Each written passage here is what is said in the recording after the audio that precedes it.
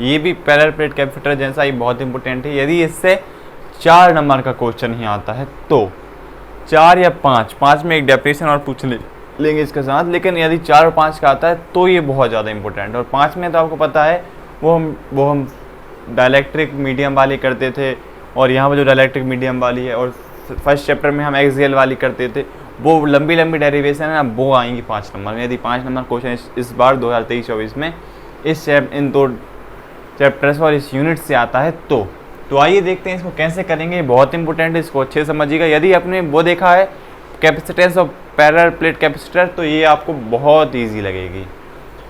तो देखिए capacitance of parallel plate capacitor with a dielectric medium. पहली बात तो ये डाइलेक्ट्रिक मीडियम होता क्या है, देखिए जैसे कि मान लीजिए एक प्लेट है और ये एक प्लेट है, इनके बीच में यदि मैं कुछ भी पुट कर दूँ, ये एक प्लेट है हमारी ये, लेकिन ये हाथ मुझे हटाना पड़ेगा, तो ये भी एक हमारी एक प्लेट है।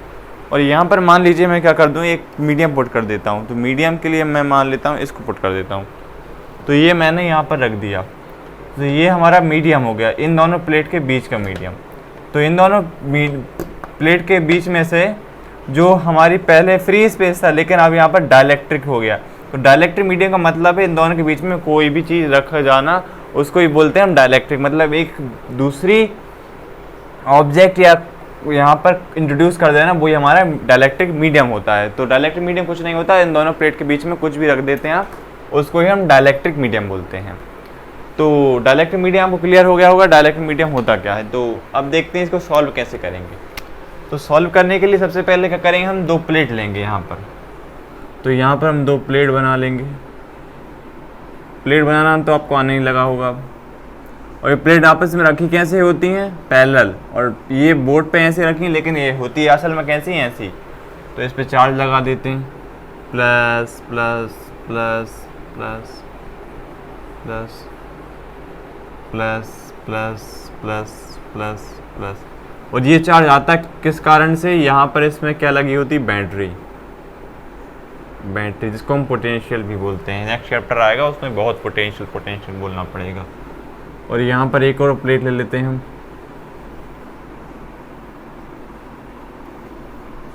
ये प्लेट एक और ले ली हमने। और यहाँ पर ड्यू टू इंडक्शन से कारण क्या होगा, इन दोनों के इसके कारण प्लस चार्ज कारण इस पे कौन सा चार्ज हमारा होगा, माइनस चार्ज आएगा। यहाँ पर कौन सा चार्ज जाएगा हमारा, माइनस का चार्ज आ जाएगा। यहाँ पर हमारा माइनस का चार्ज आ गया। और ये इसको क्या कर देंगे हम, ग्राउंड से अर्थ कर देंगे, जिससे कि जो इस तरफ जो हमारा एक चार्ज है, कौन सा चार्ज है, प्लस का चार्ज है, और प्लस चार्ज कहाँ चला जाएगा, ग्राउंड में चला जाएगा। अब क्या करेंगे हम, जो कि बात चल रही थी यहाँ पर मीडियम, अब यहाँ पर हम एक मीडियम इंट्रोड्यूस कर देंगे। तो यहाँ पर हमने एक मीडियम रख दिया, एक ग्लास स्लैब है, ये हमने इसको ग्लास स्लैब को रख दिया। इसको थोड़ा मोटा कर देते हैं, लगनी तो चाहिए, बीच में कुछ रखा भी है, ये हम इसको थोड़ी सी मोटी कर देंगे। ये हमने इसको रख दी। और ये क्या है, हमारी ग्लास स्लैब, मतलब ग्लास का ऑब्जेक्ट हमने यहाँ पर रख दिया है। अब बात आती है, तो यहाँ पर लिखा हुआ क्या है, कंसीडर कैपेसिटर हैविंग एरिया है, मतलब जो हमने प्लेट की है इनका एरिया कितना है, ए है, इसका एरिया भी ए है और इसका एरिया भी है। एरिया तो आपको पता चल गया होगा, ये आपने पिछला टॉपिक पढ़ा है कि एरिया होता क्या है। इस तरह से प्लेट रखी हुई है, तो ये वाला पोर्शन क्या कहलाता है, इसका एरिया कहलाता है। तो यहाँ पर हमने डायरेक्ट्रिक इंट्रोड्यूस किया। अब क्या हुआ, यहाँ पर D separation between the plate, यहाँ पर जो डी है वो सेपरेशन किसके बीच में, हमारी इन दोनों के जो प्लेट रखी हुई हैं इनकी बीच की सेपरेशन कितनी, हमारी डी है। और क्या है, टी हमारी किसकी, थिकनेस ऑफ डाइलेक्ट्रिक, जो डाइलेक्ट्रिक इंट्रोड्यूस किया है उसकी मोटाई हमारी कितनी है, टी है। तो यहाँ पर इसकी मोटाई कितनी हमारी, टी है। और एक और चीज यहाँ पर क्या है, D minus T air gap. Air gap क्या हो गया, देखिए पहले यहाँ पर क्या था, इन दोनों प्लेट के बीच में प्रिंसिपल और पैरेलल प्लेट कैपेसिटर, और वो जो कैपेसिटेंस पढ़ा था हमने पैरेलल प्लेट कैपेसिटर के लिए, फ्री स्पेस था। लेकिन अब उस फ्री स्पेस में हमारा एक क्या आ गया, डाइलेक्ट्रिक मीडियम आ गया। और डाइलेक्ट्रिक मीडियम पे होगा क्या, इस तरफ प्लस चार्ज है ड्यू टू इंडक्शन, इस पे कौन सा, यहाँ पर माइनस का चार्ज आ जाएगा, ये यहाँ पर इस पे माइनस का चार्ज आ जाएगा। और इस तरफ कौन सा चार्ज आएगा, इस पे प्लस का चार्ज आ जाएगा। ऐसा क्यों लिखा, क्योंकि यहाँ पर प्लस चार्ज था तो इसके अपोजिट में कौन सा माइनस हो, यहाँ पर माइनस चार्ज है तो इस पर प्लस चार्ज आएगा। तो अब क्या होगा, यहाँ पर जो पहले यहाँ पर फ्री स्पेस था उस पर हमने एक डाइलेक्ट्रिक इंट्रोड्यूस कर दिया। डाइलेक्ट्रिक इंट्रोड्यूस के लिए पहले तो लेकिन ये फ्री स्पेस था, अब हमने यहाँ पर क्या एक डाइलेक्ट्रिक इंट्रोड्यूस किया। तो इन दोनों के बीच में अभी भी क्या है, यहाँ पर भी है और यहाँ पर भी कुछ गैप बचा हुआ, पूरे में तो नहीं रखा हुआ है, ये बस इसके बीच में और यहाँ पर कुछ जगह छूटी हुई है। तो यदि जगह छूटी हुई है तो उसको पता करने के लिए क्या करना पड़ेगा, देखिए इसकी थिकनेस कितनी है, टी है, और दोनों प्लेट के बीच की डिस्टेंस कितनी है, डी। तो डी माइनस टी हमारा इन दोनों के जो बीच में जगह बची हुई है वो निकल आएगी। तो यहाँ पर मैं लिख सकता हूँ D T, D minus T क्या है हमारा, एयर गैप है किसके, इसके बीच के और इसके बीच का, जो मैंने यहाँ पर लिख भी दिया है। तो डायग्राम को पूरा क्लियर हो गया होगा। अब देखते हैं हमारा इसको क्या करके, हमको कैसे करके फॉर्मूला लाना है। तो फॉर्मूले लेके लिखूंगा मैं वी नो, फॉर्मूला क्या है हमारा, C इज इक्वल टू में Q अपॉन V। यदि आपने कैपेसिटेंस वाला वीडियो देखा है तो आपको पता होगा कैपेसिटेंस का फॉर्मूला क्या होता है, चार्ज अपॉन में पोटेंशियल। तो अब देखिए अब क्या करेंगे हम, अब यहाँ पे हम सरफेस चार्ज डेंसिटी वाला फॉर्मूला लगाएंगे। सरफेस चार्ज डेंसिटी वाला फॉर्मूला क्या होता है, surface charge density, surface charge density का फॉर्मूला होता क्या है हमारा, सिग्मा इज इक्वल टू में Q अपॉन में A। तो यहाँ से किसके हम Q की वैल्यू फाइंड कर लें, क्यों करेंगे, क्योंकि यहाँ पर एक वैल्यू Q है ना, तो Q पुट करना पड़ेगा। तो Q की वैल्यू यहाँ से क्या हो जाएगी हमारी, क्या हो जाएगी हमारी, यहाँ से सिग्मा Q आ गया तो A अपॉन A सिग्मा आ गया। ये हमने वैल्यू फाइंड कर ली। अब यहाँ पर क्या करेंगे, हमको देखिए यहाँ पर V नेट फाइंड करना होगा, क्योंकि हमें क्या है, नेट पोटेंशियल फाइंड करनी होगी। क्यों करनी होगी, और नेट पोटेंशियल का फॉर्मूला क्या होता है, V1 प्लस V2। ऐसा क्यों करना पड़ेगा, देखिए यहाँ पर क्या है हमारे, पहला तो प्लेट है और एक डाइलेक्ट्रिक है, मतलब कि इसके इस मीडियम और इस मीडियम पे भी एक पोटेंशियल, इसकी वजह से इस पर एक पोटेंशियल होगा और इन दोनों का बीच का एक पोटेंशियल भी होगा। तो एक इसके लिए पोटेंशियल फाइंड करेंगे हम V1 में और V2 में, दोनों के लिए फाइंड करेंगे। तो लिखेंगे यहाँ पर V1 हम किसके लिए फाइंड कर रहे हैं, पोटेंशियल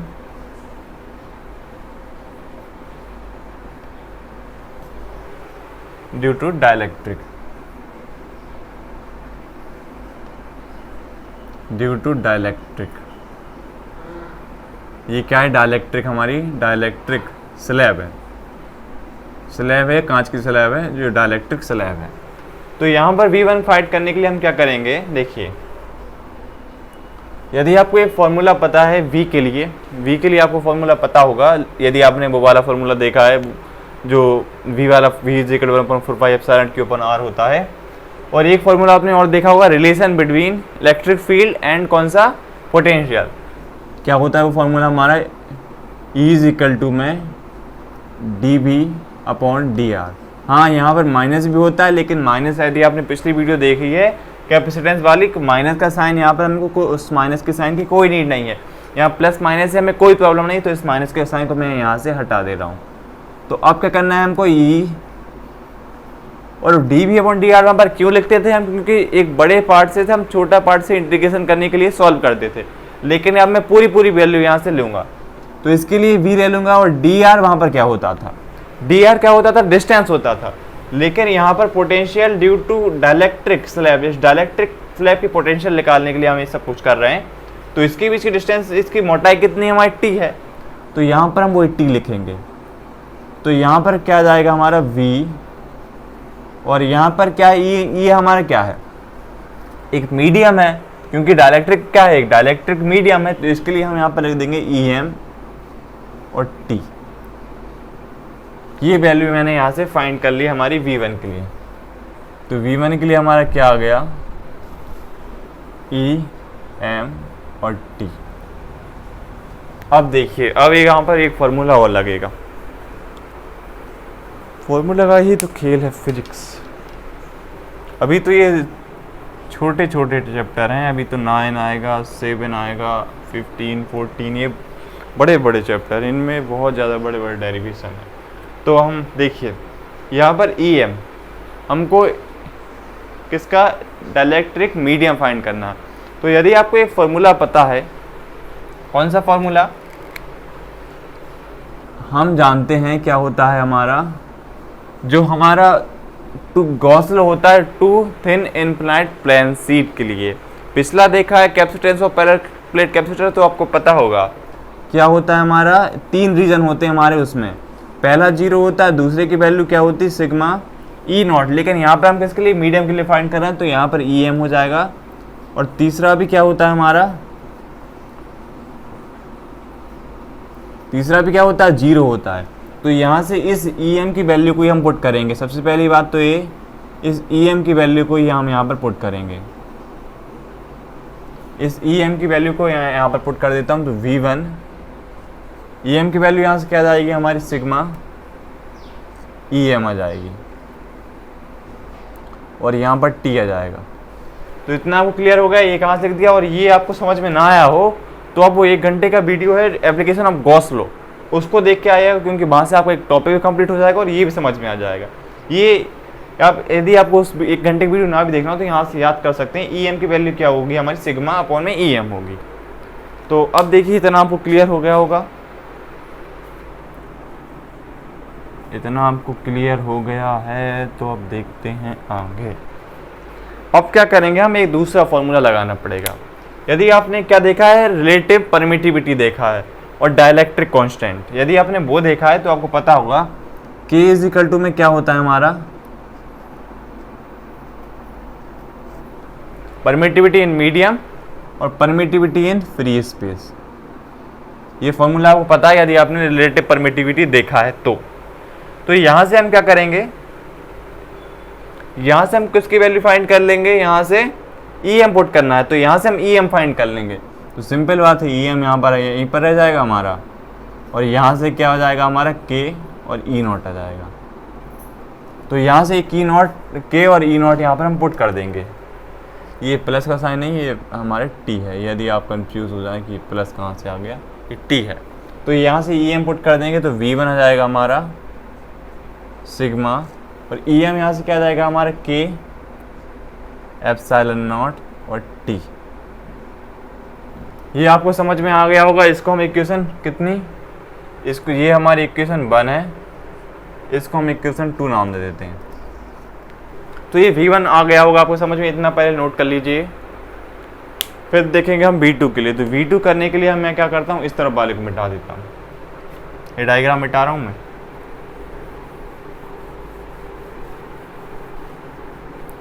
ये चैप्टर अब बस अंतिम सांसें गिन रहा है अपनी, ये इसके लास्ट टॉपिक चल रहे हैं हमारे। इसके बाद यदि आपके एमपी बोर्ड में 2023-24 की बात करी जाए तो पिछली बार भी हमारा बॉन्डी ग्राफ जनरेटर कट था, इस बार बॉन्डी ग्राफ जनरेटर हम नहीं करेंगे। और उसके बाद एक और कौन था, स्टोर्ड इन कैपेसिटर, वो वाला टॉपिक पिछले साल भी कट था, इस साल भी वो कट ही होगा। जब वो रेड्यूस स्लेब हो जाएगा तो हम देख लेंगे, लेकिन अभी उनको नहीं करेंगे।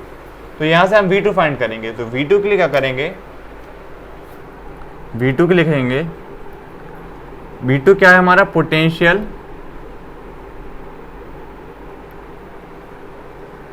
बिटवीन, पोटेंशियल किसके बीच में, हमारे प्लेट के बीच में, potential due to the plate. Potential किसके कारण, प्लेट के कारण। तो प्लेट के कारण क्या होगा हमारा, V2 की वैल्यू, यहाँ से सिंपल वही की वही सब कुछ होगा। यहाँ से क्या होगा हमारा,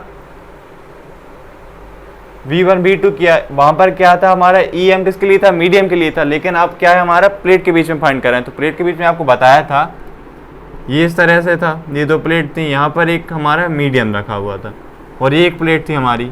तो यहाँ पर जो फ्री स्पेस बच रहा था अब उसके लिए वैल्यू फाइंड होगी।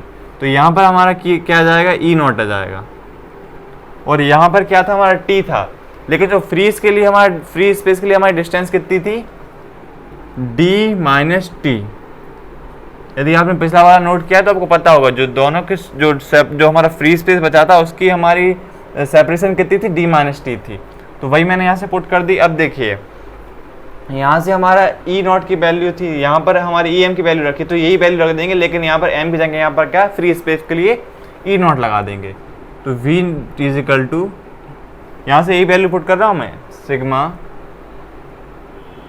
और यहाँ से क्या था हमारा, वो हमने मीडियम के लिए निकाला था, जो हमने टू इन्फिनाइट प्लेन सीरीज देखा था गॉस लॉ वाला, वो मीडियम के लिए था, लेकिन अब फ्री स्पेस है तो यहाँ पर ई नॉट आ जाएगा और डी माइनस टी आ जाएगा, और ई माइनस ये फर्स्ट है, ये सेकेंड है, इसको हम थर्ड नाम दे देंगे।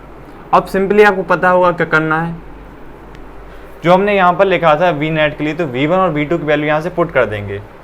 तो यहाँ से v1 वी नेट के लिए हम v1 और v2 की वैल्यू इसमें पुट कर देते हैं, तो v नेट हमारा कितना आ जाएगा, यहाँ से जो v की वैल्यू है कुल मिला के वो कितनी आ जाएगी, देखिए ये सिग्मा के एप्सिलॉन नॉट, और यहाँ से कितना हमारा t है, प्लस में कितना आ जाएगा हमारा, प्लस में कितना आ जाएगा हमारा जो v2 की वैल्यू सिग्मा ई नॉट, और कितना डी टी, तो यहाँ से d माइनस टी, यहाँ से क्या करेंगे हम, सिग्मा ई नॉट कॉमन ले लेंगे, तो वी नेट की वैल्यू कितनी आ जाएगी हमारी, सिग्मा ई नॉट कॉमन ले लिया तो टी के, और यहाँ से कितना बचेगा हमारा d माइनस का t, तो इतना हमारा आ गया। अब इसको क्या करेंगे हम, एक बार आपकी बुक में ऐसा लिखा हुआ है तो एक बार ऐसा और लिख देते हैं, तो ये v की वैल्यू आ जाएगी हमारी v सिग्मा ई नॉट, ये आगे लिखा हुआ है हमारा d माइनस टी वाला, और ये वाला पीछे लिखा हुआ है इस तरह से। अब क्या करेंगे हम, इन दोनों वैल्यू को, ये इसको कितनी है हमारी इक्वेशन थर्ड थी, इसको इक्वेशन 4 नाम दे देते हैं। तो यहाँ से एक तो हमारी जो q की वैल्यू है और ये हमारी 4 है, और इसको हम क्या नाम दे देते हैं, इसको हमने पहले से नाम नहीं दिया था तो इसको हम 5 नाम दे देते हैं, इक्वेशन 5, इसको हमने इक्वेशन 5 नाम दे दिया। अब क्या करेंगे हम, इक्वेशन 4 को और इक्वेशन 5 को इसमें पुट कर देंगे जो c हमने निकाला है। तो इसको आप पहले इतना लिख लीजिएगा, फिर हम इसको मिटा देते हैं, इस वाले को अब यहाँ से मिटा देते हैं। v1 की वैल्यू तो अब कुछ काम की रही नहीं, क्योंकि v की वैल्यू आ गई अब तो यहाँ से हम क्या करेंगे, अब पुट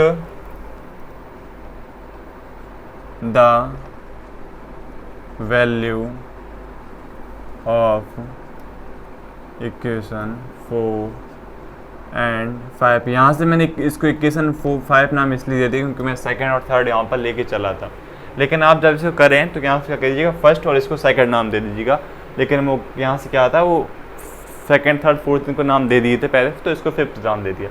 लेकिन यदि आप ऐसे डायरेक्ट करें तो इसे सेकंड नाम दे के चलिएगा। तो ये value, put the value of equation 4 and 5 in equation 1, इसको इक्वेशन 1 में पुट करेंगे तो देखिए c की वैल्यू यहाँ से क्या आ जाएगी हमारी, ऊपर क्या जाएगा हमारा, q की वैल्यू आ जाएगी, तो a, और ये आ जाएगा हमारा, और यहाँ से क्या जाएगा हमारा सिग्मा एप्सिलॉन नॉट, और यहाँ से क्या जाएगा 1 d माइनस टी, और एक और क्या वैल्यू d के है। अब यहाँ से लास्ट क्या करेंगे हम, इस c के लिए a, और यहाँ से क्या है हमारा j 1 d माइनस टी, और यहाँ पर क्या है प्लस में d के है। तो यहाँ पर हमारी वैल्यू है, इसको आपको पता है ये सिग्मा अपन एप्सिलॉन नॉट लिखा है, यदि हम इसको यहाँ पर ले जाएंगे तो ये पलट जाएगी, मतलब कि ये वैल्यू अभी इसके अपॉन में थी, अपॉन से यदि जाएगी तो पलट जाएगी, मतलब ये इस तरह से हो जाएगी, एप्सिलॉन नॉट यहाँ पर आ जाएगा और सिग्मा नीचे पहुँच जाएगा। ये तो आपको पता है, यदि आपने अभी तक 11th क्लास तक की मैथ ही पढ़ी है, तो जो अपॉन वैल्यू होती है यदि वो ऊपर जाती है तो पलट जाती है, उनका रेसिप्रोकल हो जाता है, जो ऊपर वाला होता है वो नीचे चला जाता है, नीचे वाला होता है जो ऊपर चला जाता है। तो सिग्मा से सिग्मा कैंसिल हो जाएगा, लास्ट में जो हमारी सी की वैल्यू आएगी वो कितनी आएगी, sigma A epsilon not 1 D minus T, और यहाँ से क्या जाएगा प्लस का डी के। तो ये हमारी डाइलेक्ट्रिक के लिए आ गई। तो समझ में आया होगा आपको, पूरा डेरिवेशन बहुत ईजी डेरिवेशन था लेकिन थोड़ा लंबा था। लेकिन यहाँ पर बार बार वो 2 इथेन इनफ्लाइट प्लेन सीट वाला फॉर्मूला लग रहा है, तो उसको आप एक बार देख के आइएगा, नहीं तो आप यहाँ से ही रट सकते हैं। तो क्लियर हो गया आपको ये पूरा। अब देखते हैं हमारा नेक्स्ट टॉपिक।